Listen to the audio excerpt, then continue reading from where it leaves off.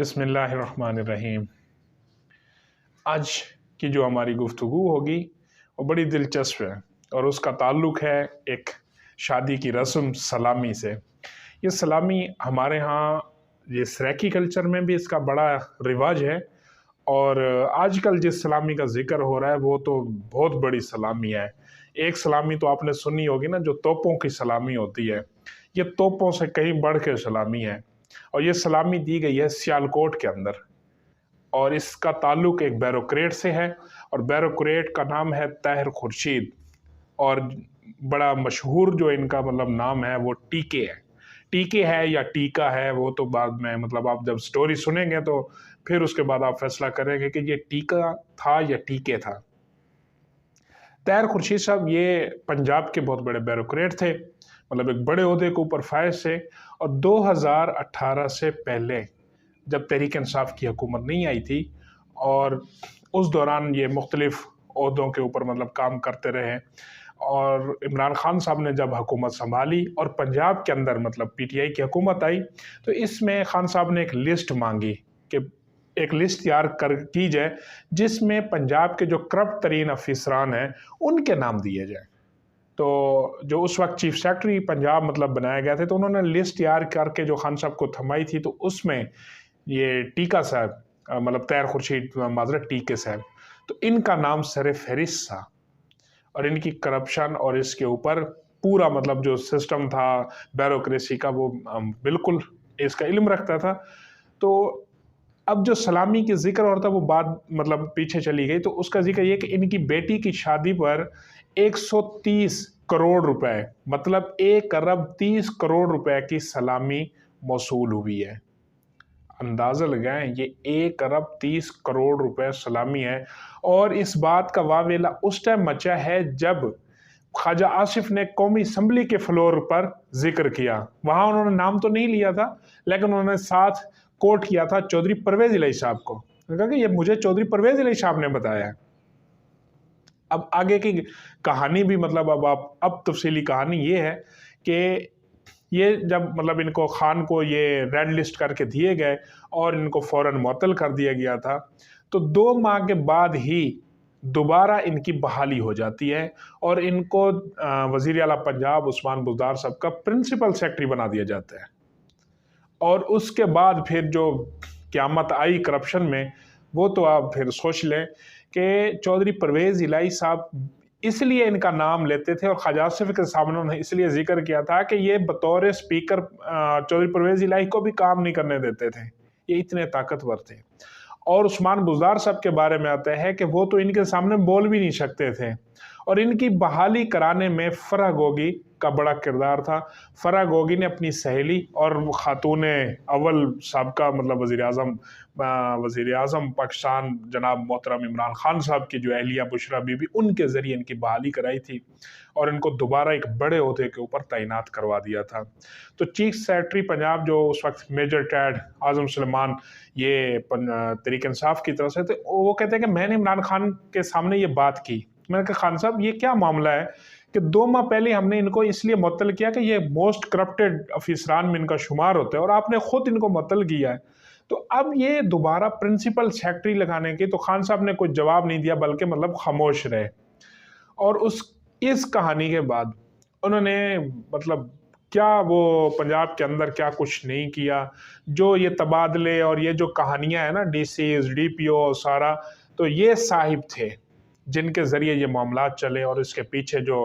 जहाँ से इनका स्विच बोर्ड था वो फराह गोगी साहिबा थी। दूसरी अहम कहानी इनके साथ ये जुड़ी कि सियालकोट के मशहूर व मारूफ बिजनेसमैन सलीम बरियार साहब, ये एयर सियाल जो पाकिस्तान के अंदर एक रिसेंट 2020 में, मेरे ख्याल में या 2019 की बात होगी, 2020 में शायद थी, जब इनको लाइसेंस दिया गया था इंडोर फ्लाइट्स का, तो उनके ये उसके अंदर शामिल हैं बोर्ड के अंदर। तो इनके बेटे थे एहसन सलीम बरियार, ये MPA भी मुंतखब हुए हैं तहरीक इंसाफ की टिकट पर। तो उन ताहिर खुर्शीद साहब की बेटी है, ये एहसन बरियार के घर पे है, सलीम बरियार का साहबजादा ताहिर खुर्शीद का दामाद है।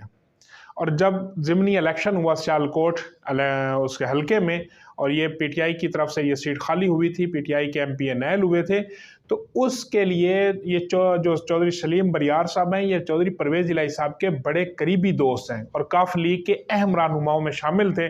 لیکن یہاں پر معاملہ الٹ ہوا اور طاہر خورشید کی اس کے مداخلت پر احسن بریار تحریک انصاف کی ٹکٹ پر یہاں پر الیکشن لڑے تھے، اور اسی بات پر چودھری پرویز الہی صاحب نالاں ہو گئے اور ناراض ہو گئے تھے سلیم بریار صاحب سے۔ ایون کہ مطلب کہانی یہ بھی بتلائی گئی ہے کہ جب احسن بریار صاحب جیت گئے اپنی سیٹ تو سلیم بریار نے مٹھائی بھیجی چودھری پرویز الہی صاحب کو گھر، لیکن چودھری پرویز الہی صاحب کو جب پتہ چلا تو انہوں نے مٹھائی لینے سے انکار کر دیا، بلکہ واپس کر دی، اور اس کی مین وجہ یہی طاہر خورشید صاحب تھے، کیونکہ وہ چودھری پرویز الہی کے کام میں بھی مداخلت کرتے تھے۔ تو وہاں پر کہا جاتا ہے کہ داماد کو الیکشن لڑانے میں اور جو وہاں پر لوازمات پورے کیے گئے الیکشن لڑنے کے، تو اس کا سارا بندوبست طاہر خورشید صاحب نے کیا تھا، اور پھر یہی طاہر خورشید جو 130 کروڑ روپے سلامی لیتے ہیں بیٹی کی شادی پر، تو یہ کوئی معمولی بات نہیں ہے۔ میں نے پہلے کہا کہ ہمارے ہاں رواج ہے یہ سلامی کا، یہ مطلب ایک روایت ہے، لوگ جا کر مطلب وہ دیتے ہیں، بیٹی والے ہوں یا بیٹے کا ولیمہ ہو تو وہاں پر یہ کیا جاتا ہے، لیکن اتنی بڑی جو رقم ہے وہ سلامی نہیں ہے، وہ اصل میں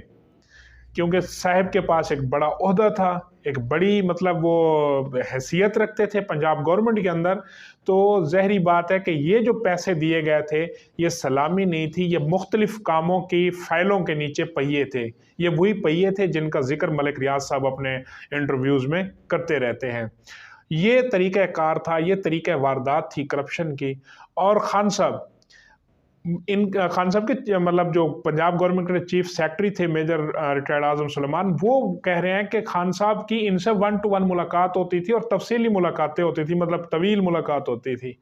تو اندازہ لگائیں، اب جو لوگ یہ کہتے ہیں نا کہ عمران خان صاحب کرپٹ نہیں تھے، عمران خان کیسے کرپٹ نہیں تھے کہ ایک شخص اربوں روپے کی کرپشن میں سر فہرست تھا، اور وہ براہ راست عمران خان تک رسائی رکھتا تھا اور عمران خان کے ساتھ بیٹھ کر وہ تفصیلی گپ شپ کرتا تھا۔ تو اب اگر عمران خان صاحب کرپٹ نہیں تھے تو پھر اس کرپٹ شخص کو ان کی قربت کیسے حاصل تھی؟ اگر عمران خان کی مسز، جن کا کہا جا رہا ہے کہ جی وہ تو ایک گھریلو خاتون ہے، ان کا آفس ہولڈر کوئی وہ اس طرح کا تعلق نہیں رہا، اور وہ ایک باپردہ مطلب عورت ہے، تو اس کے پیچھے یہ نیب اور یہ چیزیں کیوں جا رہی ہیں؟ تو جناب معاملہ یہ بنتا ہے کہ انہوں نے پھر ان کو ایک کرپٹ افیسر کو کیوں لگوایا پنجاب کے اندر؟ جب ان کے ہسبینڈ نے مطلب عمران خان صاحب نے جب ان کو معطل کرا لیا تھا، تو پھر ان کی بحالی کرا کے ان کو کتنے بڑے عہدے کے اوپر کیوں تعینات کیا گیا تھا؟ سوال تو بنتا ہے نا۔ اس سوال کے پیچھے آپ اس بات سے خان صاحب کو استثناء نہیں دے سکتے کہ خان صاحب جی کرپٹ نہیں ہے، انہوں نے تو کچھ بھی نہیں لیا۔ یہ لا محالہ ان کی ذاتی کرپشن ہے کہ کرپٹ لوگوں کو انہوں نے دوبارہ سے امپلائی کرایا۔ اور اب دوسری طرف جو میں یہ بات نہیں کہ جب خواجہ آصف صاحب کو بھی پتہ ہے، خواجہ آصف صاحب اس وقت وزیر دفاع ہے حکومت کے اندر اور پاکستان مسلم لیگ نون کے مرکزی رہنماؤں میں ان کا شمار ہوتا ہے، ظاہری بات ہے پی ڈی ایم کی حکومت ہے اور ایک شخص کے پاس ثبوت ہے اور وہ پی ڈی ایم کا وفاقی وزیر ہے، تو کیوں نہیں اس شخص کے خلاف یہ حکومت ایکشن کیوں نہیں لے رہی؟ اور ہاں، یہ میں درمیان میں بتاتا چلوں کہ طاہر خورشید صاحب نیب کیسز پہلے سے ان کے خلاف نیب کی انکوائری 2021 سے شروع ہے۔ یہ جب عمران خان صاحب کی ابھی تحریک انصاف کی حکومت پنجاب میں تھی، اور تو اس وقت سے یہ ان کے اوپر کیسز جو ہیں وہ شروع ہیں، اور لیکن موجودہ حکومت کی طرف مجھے مطلب یہ بڑا شکوہ آتا ہے کہ جب ان کو کرپشنز کا ان چیزوں کا پتہ ہے، اور یہ بھی سابقہ روایت کے مطابق پریس کانفرنس میں اور اس کے اوپر آ کر پارلیمنٹ ہاؤس میں آ کر بتا دیں فلان اتنی کرپشن کی، لیکن اس کے خلاف ایکشن کیا ہے جی؟ زیرو۔ پھر کیوں نہیں ایکشن لیا جاتا؟ یہ پیسہ آپ اپنی مراد کو چھوڑ رہے ہیں، اپنے آسٹیریٹی جو سکیم پلان اعلان کیا، ہم نے آپ کو بڑا مطلب خراج تحسین پیش کیا کہ بڑا اقدام تھا، بالکل ویلکم، لیکن جہاں آپ 170 ارب روپے یا 200 ارب روپے کی بچت کے لیے سکیم کا اعلان کر رہے ہیں، تو وہاں آپ سے یہ سوال بنتا ہے کہ یہ جو اربوں خربوں روپے کی کرپشن کے کیسز ہیں، ان کے اوپر آپ عمل درآمد کیوں نہیں کراتے؟ یہ جو بالکل ہمارا پیسہ ہے، یہ پاکستان کے ہر شہری کا پیسہ ہے، تو یہ ان کی کھال ادھیڑ کے بھی لیا جائے۔ اگر انہوں نے کرپشن نہیں کی تو پھر یہ سیاسی الزام تراشی، یہ معاملات یہ رکنے چاہیے، پھر یہ وتیرہ کہیں تو رکنا چاہیے۔ یہ لازمی نہیں ہے کہ ہر حکومت آ کر سابقہ حکومت کے اوپر وہ شروع کر دے بیان بازی، اور اینڈ میں عوام کو کیا ملے؟ عوام کو ملے جی کہ ملک معاشی اس کے اندر ہے، بدترین صورتحال کے اندر ہے، تو مشکل فیصلے کرنے پڑیں گے۔ مشکل فیصلے ضرور کریں، نہ تو آپ ملک ریاض کا 452 ارب روپے چھوڑیں، اور نہ یہ طاہر خورشید جیسے جو مگر مچھ اس ملک کو، اس صوبے کو کھاتے رہیں، نہ ان کو چھوڑا جائے۔ انہی گزارشات کے ساتھ اللہ حافظ۔